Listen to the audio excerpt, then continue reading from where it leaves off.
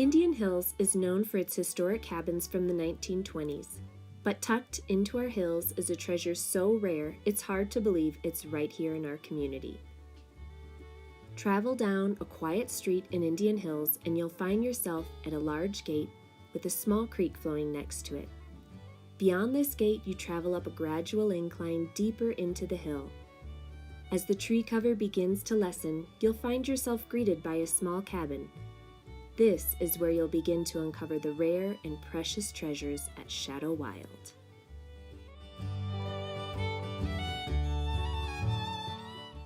This cabin is located at the estate known as Shadow Wild, with 164 acres of land tucked between two hillsides, creating a profound sense of peace and solitude while just minutes from modern society.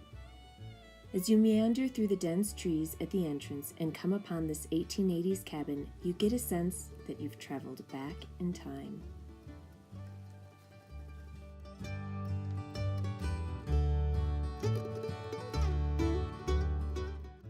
The folklore that surrounds this cabin begins on the first chapter of the story with trappers, loggers, and miners in the early years from around 1875 to 1917.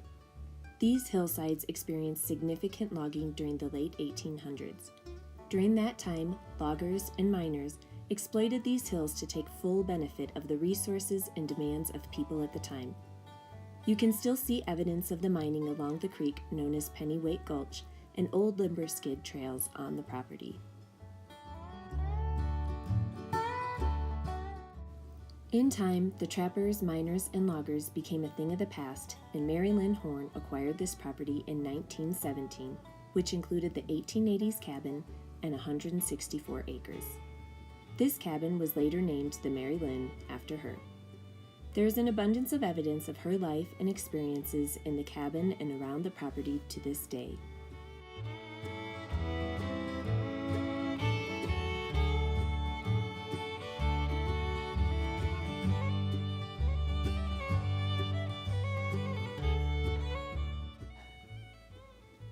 Mary Lynn improved the property in accordance with the Homestead Land Grant.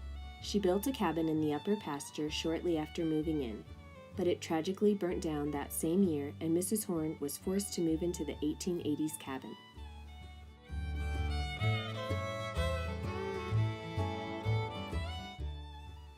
Ray Jones moved to Indian Hills in 1925 and recalls Mary Lynn Horne. He should have known her well since he rented out the Mary Lynn cabin in the late 1920s with his wife Clara. Mrs. Horne herself was quite a character. For the life of me, I don't see how at her age she mounted that horse. Through the summer I had seen her down at the headquarters in a black riding habit reminiscent of Virginia hunts. She was a grand old lady and a real hillbilly.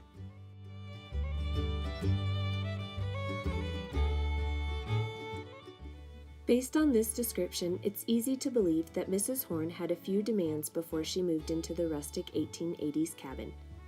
She insisted on the installation of the bay window in the family room, as well as the addition of the back bedroom, the pantry, which is now the bathroom, and the front deck. Adding these spaces may have seemed like necessities to Mrs. Horne, but she lived a life far from luxury. The mountains in the winter would have been very isolating, and Mrs. Horne likely spent many winters huddled next to the wood-burning stove or the fireplace. She had a wood-burning stove, fireplace, and cold running water. With no companions, no electricity, and no indoor plumbing, Mary Lynn lived what we would consider a very rustic lifestyle, and undoubtedly had to have had a stalwart constitution to survive the long winters in the mountains. Mrs. Horne spent many hours sewing quilts by the fire in the winters and likely chopping wood and canning preserves from her orchard in the summer. Her quilt frames still hang above the windows on the sleeping porch, and her quilts still lay folded in the upstairs bedroom.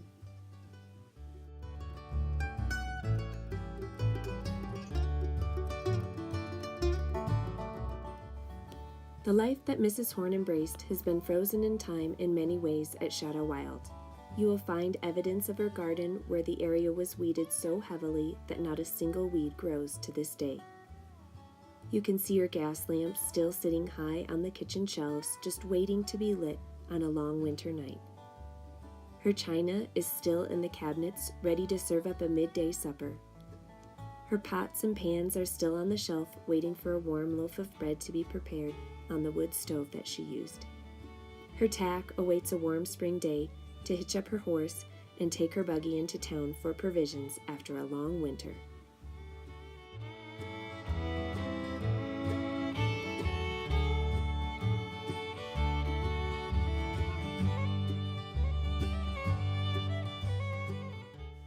Mrs. Horn was renowned in Indian Hills and made her living by providing summer accommodations to Denver residents wishing to escape the city.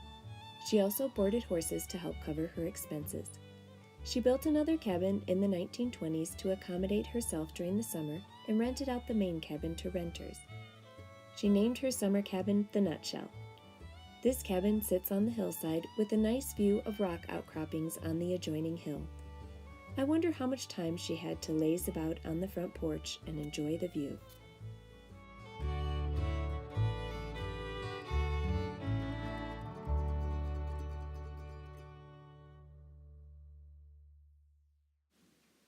During that same time period in the 1920s, her grandson built the Jack Straw's cabin as an Eagle Scout project.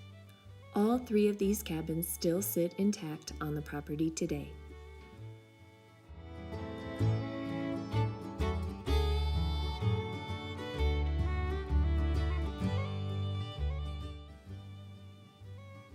Shadow Wild was sold to new owners in 1937 when Mary Lynn Horn finally passed while in her 80s. The new owners, Max and Peggy Newell, bought all of Mrs. Horn's possessions, including all the furniture, linens, pots, pans, and china, when they purchased all 164 acres. They, of course, made a few updates, like an indoor toilet and hot water tank. They loved Shadow Wild, but didn't embrace the same stalwart constitution as Mrs. Horn, and wintered in their home in Arvada, along with their two daughters, Betty and Martha May. It would be over 60 years before another owner would live at the property year-round. The Newells kept all of Mrs. Horn's belongings and embraced her tradition of having summer boarders, especially as Mr. and Mrs. Newell began to age.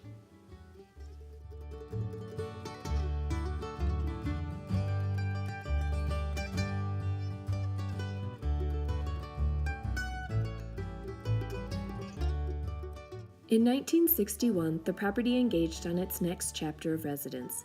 The new buyers were not surprised to find the treasures that Shadow Wild held, since one of the new owners had been going there since her childhood. Paul and Joan Shermack were delighted to own this property and purchased it after spending summers there for years.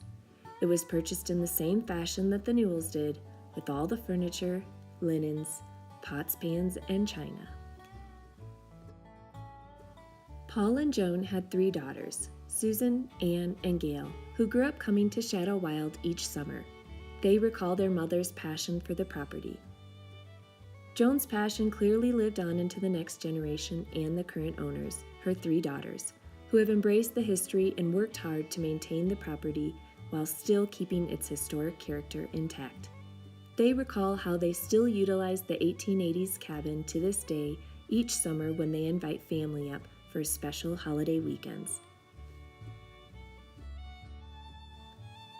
As you find the time nearing when you're forced to leave Shadow Wild, you will feel the draw to stay amongst the towering pines in quietude for just a few more hours. I imagine that's how the many people who stayed at Shadow Wild felt at the end of the summer.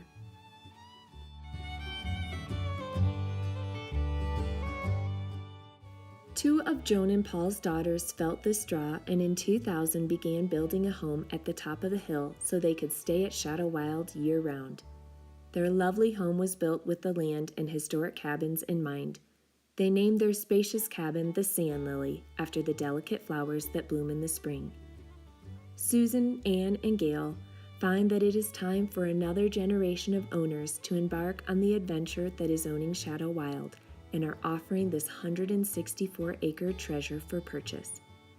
They hope to sell it in the same fashion as owners past, with all the furniture, linens, pots, pans, and china that still sit quietly waiting for the next chapter in this remarkable story.